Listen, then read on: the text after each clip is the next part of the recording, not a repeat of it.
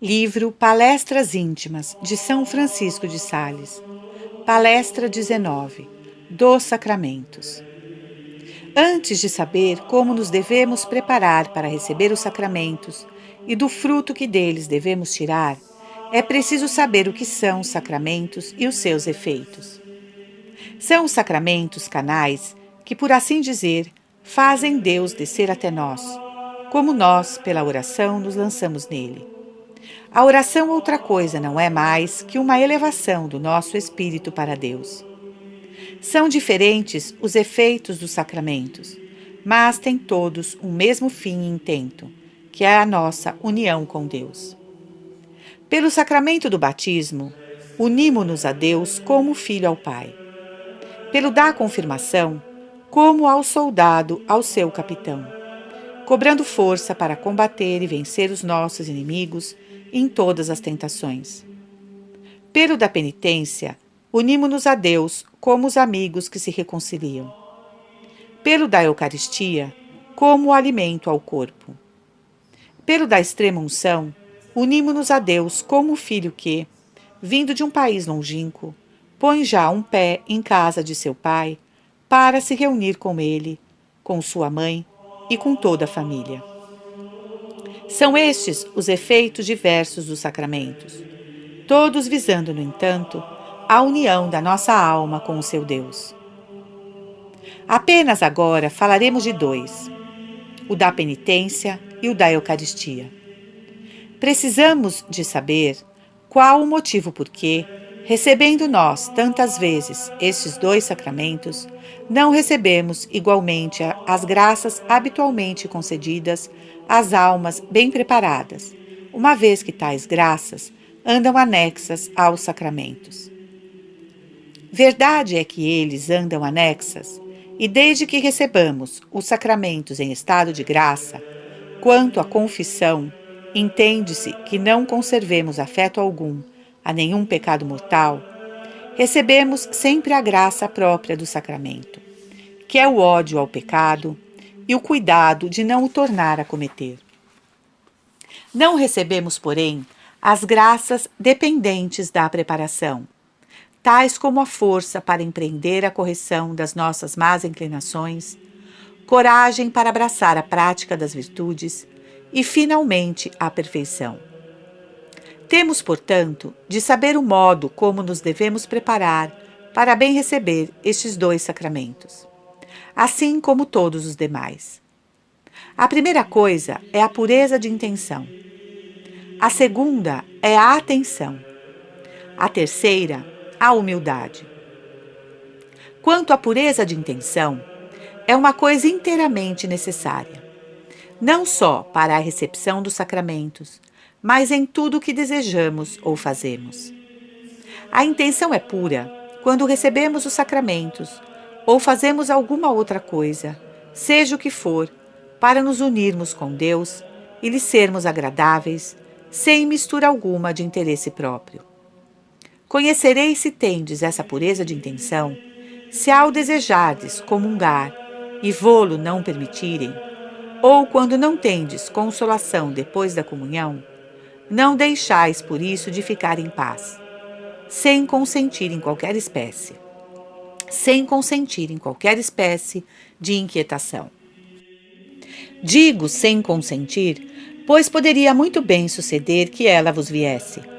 Mas, se pelo contrário, consentis na inquietação que vos sobrevém, por a superiora vos ter recusado a comunhão, ou por não terdes tido consolação, é evidente que a vossa intenção não era reta, e não procuráveis unir-vos com Deus, mas sim com as consolações, pois que a vossa união com Deus faz-se sobre a santa virtude de obediência. O mesmo acontece se desejais a perfeição com um desejo cheio de inquietação. Não é claro ser o amor próprio, o não querer que se vejam em vós imperfeições? Se fosse possível sermos agradáveis e unidos a Deus, sendo imperfeitos, deveríamos desejar não ter perfeição. A segunda coisa é a atenção. Santo Deus, deveríamos aproximar-nos do sacramento atendendo muito, tanto à grandeza da obra, como ao que cada sacramento nos exige. Assim, quando nos vamos confessar, devemos levar um coração amorosamente doloroso e, ao ir à Sagrada Comunhão, um coração cheio de ardente fervor. Não quero dizer que, tendo esta grande atenção, se não tenham distrações, porque isso não está na nossa mão. O que digo é que devemos ter um cuidado muito particular em não nos deter nelas voluntariamente. A terceira condição da preparação é a humildade, virtude esta muito necessária para receber com abundância as graças que fluem pelos canais dos sacramentos. É que as águas costumam correr mais depressa e com mais força quando os canais estão colocados em lugares baixos e inclinados. Mas, além destas três preparações, dir-vos-ei numa palavra que a principal é o abandono total de nós mesmos, à mercê da vontade de Deus, submetendo sem reserva nenhuma a nossa vontade e todos os nossos afetos ao seu domínio. Digo sem reserva, pois a nossa miséria é tão grande que sempre guardamos alguma coisa para nós. As pessoas mais espirituais conservam ordinariamente o desejo de ter virtudes e, ao irem comungar, dizem: Ó Senhor, abandono-me inteiramente nas vossas mãos, mas dignai-vos dar-me a prudência para saber viver com honra. Não pedem simplicidade. Estou absolutamente resignada à vossa divina vontade, mas dai-me muita coragem para fazer grandes obras em vosso serviço. A respeito de doçura para viver em paz com o próximo, não se fala. Dai-me, dirá outra, humildade, que é tão necessária para dar bom exemplo.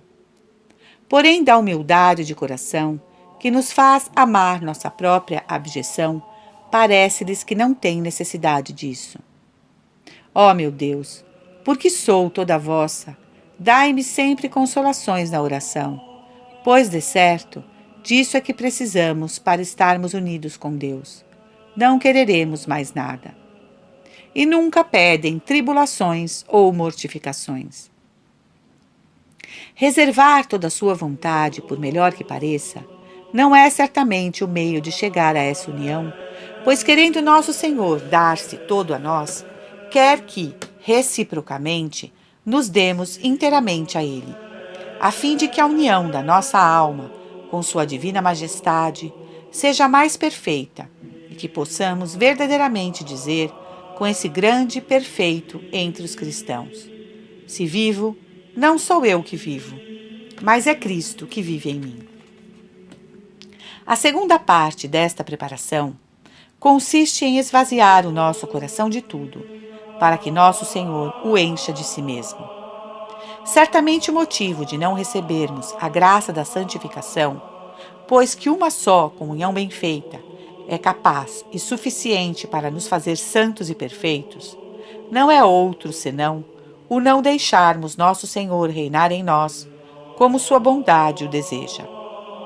Venha a nós o muito amado das nossas almas e encontre os nossos corações cheios de desejos, de afetos e de pequenos apegos. Quer ser o Senhor e governar o nosso coração, e para mostrar o seu desejo, diz a sua consagrada amante que o ponha como um sinete sobre o seu coração, a fim de que nada aí possa entrar sem licença sua e segundo o seu beneplácito. Sei bem que o centro dos nossos corações está vazio. O contrário seria uma infidelidade muito grande. Quero dizer que não só detestamos absolutamente o pecado mortal, mas também toda sorte de afetos maus. Mas, ai, todos os cantos e recantos dos nossos corações estão cheios de mil coisas indignas de aparecer na presença do Rei soberano. Isso parece ligar-lhes as mãos e impedi-lo de nos conceder os bens e as graças que sua bondade desejava conceder-nos se nos encontrasse preparados. Façamos, pois, o que estiver ao nosso alcance para nos prepararmos bem para receber este pão supersubstancial, abandonando-nos totalmente à divina providência, não só no que diz respeito aos bens temporais, mas principalmente aos espirituais, expondo na presença da divina vontade todos os nossos afetos, desejos e inclinações para lhe estarem inteiramente sujeitos. E estejamos certos que nosso Senhor cumprirá, por seu lado, a promessa que fez de nos transformar nele, elevando nossa pequenez até a união com sua grandeza.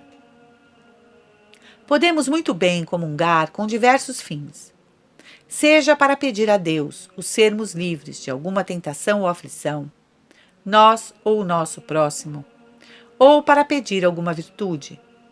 Dada esta condição, há de estarmos mais unidos com Deus. Contudo, muitas vezes, isto não é concedido, porque, ordinariamente, no tempo da aflição, eu estarei talvez mais unido com Deus, e me lembrarei mais vezes dele. E pelo que diz respeito às virtudes, por vezes é mais conveniente e melhor para mim não as ter do que se as tivesse. Para que hei de pedir a Deus virtudes, se não tenho ocasião de as praticar, uma vez que serve para me humilhar a repugnância que sentiria se tivesse ocasião de praticar tal virtude? Mas que tudo isso vale a humildade. Enfim, todas as orações e petições que fizerdes a Deus, não as deveis fazer só por vós, mas deveis dizer sempre nós, como nosso Senhor nos ensinou na oração dominical, na qual não há nem meu, nem eu. Quer dizer que tenha a extensão de pedir a Deus que dê a virtude ou a graça, que para vós lhe pedis, a todos aqueles que dela têm a mesma necessidade, e que seja sempre para vos unir mais a Ele. Pois de outra maneira, não devemos pedir nem desejar coisa nenhuma, nem para nós, nem para o próximo, uma vez que essa união é o fim para que foram instituídos os sacramentos. Devemos corresponder, recebendo-os com este mesmo fim. Não devemos pensar que, comungando ou orando pelos outros, percamos nisso alguma coisa, a não ser que oferecêssemos a Deus esta comunhão ou oração pela satisfação dos pecados de outrem, porque neste caso não satisfaríamos pelos nossos. Contudo, ficar-nos-ia o merecimento da comunhão e da oração. Nós não podemos merecer a graça uns para os outros. Só nosso Senhor o pôde fazer. Podemos sim granjear graças um para os outros, mas não podemos dar-lhes merecimento. A oração que fizemos por eles aumenta o nosso merecimento, tanto pela recompensa da graça nesta vida, como da glória na outra. E se uma pessoa não atendesse a fazer alguma coisa em satisfação dos seus pecados, só a intenção que tivesse de fazer tudo o que faz por puro amor de Deus seria o bastante para por eles satisfazer. Pois que é coisa certa, se alguém puder fazer um ato intenso de caridade ou de contrição perfeita, satisfará plenamente por todos os seus pecados. Desejais talvez saber como conhecereis se a recepção dos sacramentos vos aproveita ou não. Conhecê-lo-eis se adiantais nas virtudes que lhes são próprias. Por exemplo, se tirais da confissão o amor da própria abjeção e a humildade, são estas as virtudes que lhes são próprias. E é sempre pela medida da humildade que o nosso adiantamento se conhece. Não vedes que está dito que aquele que se humilha será exaltado? Ser exaltado é estar adiante. Se pela sagrada comunhão vos tornais muito dóceis, pois que esta é a virtude própria deste sacramento, que é todo doçura, mel e suavidade, tirareis dele o fruto que lhe é próprio, e assim adiantareis. Mas, se pelo contrário, não vos tornais mais humildes, nem mais dóceis, mereceis que vos tirem o pão, visto que não quereis trabalhar. Quisera eu que se procedesse com simplicidade quando nos vem o desejo de comungar, pedindo a licença aos superiores, na disposição de aceitar humildemente a recusa, e irá à comunhão com amor, se nola concedem. Ainda que nos custe ir pedi-la, não devemos por isso deixar de o fazer. Porque as pessoas que entram nesta congregação não entram nela senão para se mortificarem. E as cruzes que trazem devem fazer-lhe lembrar. Se alguma viesse a inspiração de não comungar tantas vezes como as outras, pelo conhecimento que tem da sua indignidade, deve pedi-lo à superiora, esperando a sua decisão, com grande doçura e humildade. Quisera também que não nos perturbássemos quando ouvimos falar de algum defeito que temos ou de alguma virtude que nos falta, mas que bendigamos a Deus por nos ter descoberto um meio de adquirir a virtude e de nos corrigir da imperfeição, e termos depois coragem para nos servir de tais meios. É preciso termos um espírito generoso que não se apegue senão unicamente a Deus, sem dar a mais pequena atenção à tendência da nossa parte inferior, fazendo reinar a parte superior da nossa alma. Está inteiramente no nosso poder nunca consentirmos que a parte inferior prevaleça. Não se devem desejar as consolações e os sentimentos que não nos são necessários para amar mais a nosso Senhor. Não devemos, portanto, deter-nos em considerar se temos bons sentimentos, mas fazer o que eles nos fariam praticar se os tivéssemos. Não devemos ser tão escrupulosos que nos queiramos confessar de tudo o que fazemos, pois que nem é necessário confessar os pecados veniais se não queremos. Mas quando deles nos confessamos, é preciso ter vontade resoluta de nos emendar. De outra maneira, seria um abuso confessar-nos deles. Não nos devemos também atormentar quando não nos lembramos das nossas faltas para delas nos confessarmos, porque não é crível que uma alma, que faz muitas vezes o seu exame, não note bem as faltas que são de importância para delas se lembrar. Dessas pequenas coisas podeis falar com nosso Senhor a qualquer hora que vos lembrardes delas. Quanto ao que dizeis, como fazer o ato de contrição em pouco tempo, respondo que não é preciso quase tempo nenhum para o fazer. Mas não é necessário do que prostrarmos-nos diante de Deus em espírito de humildade e de arrependimento por o termos ofendido. Quereis que vos fale do ofício. Devemos preparar-nos para o rezar logo que ouvimos o sino que nos chama. E a imitação de São Bernardo, perguntar ao vosso coração o que vai fazer. E não só nesta ocasião, mas também quando começamos todos os nossos exercícios, a fim de levarmos a cada um o seu espírito próprio. Não conviria ir para o ofício como se vai para o recreio. Para este devemos levar um espírito alegre, e para o ofício, um espírito deveras cheio de amor. Quando se diz Deus in adiutorium meum intende, devemos pensar que nosso Senhor nos diz reciprocamente: estais atentas ao meu amor. Durante o ofício, para estarmos atentos, devemos considerar que fazemos o mesmo ofício dos anjos, embora em linguagem diferente, e que estamos diante do mesmo Deus, em cuja presença os anjos tremem. E assim como um homem que estivesse a falar com um rei, estaria com muita atenção, receando cometer alguma falta, e se apesar de todo o seu cuidado, alguma lhe escapasse, ficaria logo envergonhado. Assim, nós devemos fazer no ofício. A principal atenção que devemos ter é pronunciar bem, estando atentos para não faltar. Se nos acontecer cometer alguma falta, devemos humilhar-nos sem nos admirar, pois isso não é de estranhar, e cometemo-las também noutras partes. Se nos acontece, porém, cometer muitas, e que isso continue, é indício de não ter tido um verdadeiro pesar da nossa primeira falta, pois esta deveria causar-nos muita confusão, não por causa da presença da superiora, mas sim por Deus que está presente, bem como seus anjos. É quase regra geral que quando cometemos muitas vezes uma mesma falta, é sinal de não haver desejo de emenda.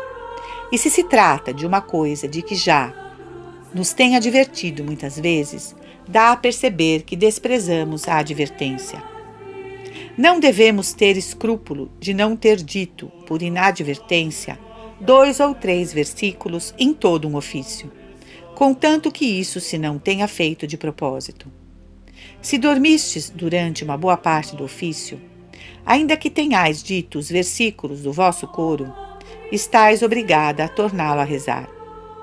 Mas quando no ofício se fazem coisas necessárias, como tossir, expectorar, ou que a mestra de cerimônias fale de coisas a respeito do ofício, então não se está obrigado a repeti-lo, nem a sacristã por fazer o que é do seu cargo, contanto que não saia do coro. Quando entrais no coro, estando já o ofício principiado, deveis ir pôr-vos no vosso lugar com as outras e seguir o ofício com elas, e depois de se ter acabado, rezar o que o coro já tinha dito antes de vós terdes chegado, acabando onde principiastes. Não se deve repetir o ofício por se ter estado distraído ao dizê-lo, contanto que não tenha sido voluntariamente, e ainda que vos achasseis no fim de um salmo, sem estar bem certa se o dissestes, porque estivestes distraída, sem dar por isso, não deixeis de ir para diante, humilhando-vos diante de Deus. Pois nem sempre devemos pensar que houve negligência da nossa parte quando a distração foi demorada, porque pode muito bem acontecer que ela dure todo o tempo de um ofício sem que haja nisso culpa nossa. Por má que a distração fosse, não nos deveríamos inquietar, mas simplesmente, de tempos a tempos, desprezá-la diante de Deus. Quisera eu que nunca nos perturbássemos por causa dos maus sentimentos que temos, mas que nos aplicássemos, corajosa e fielmente, a não consentir neles. A grande diferença entre sentir e consentir.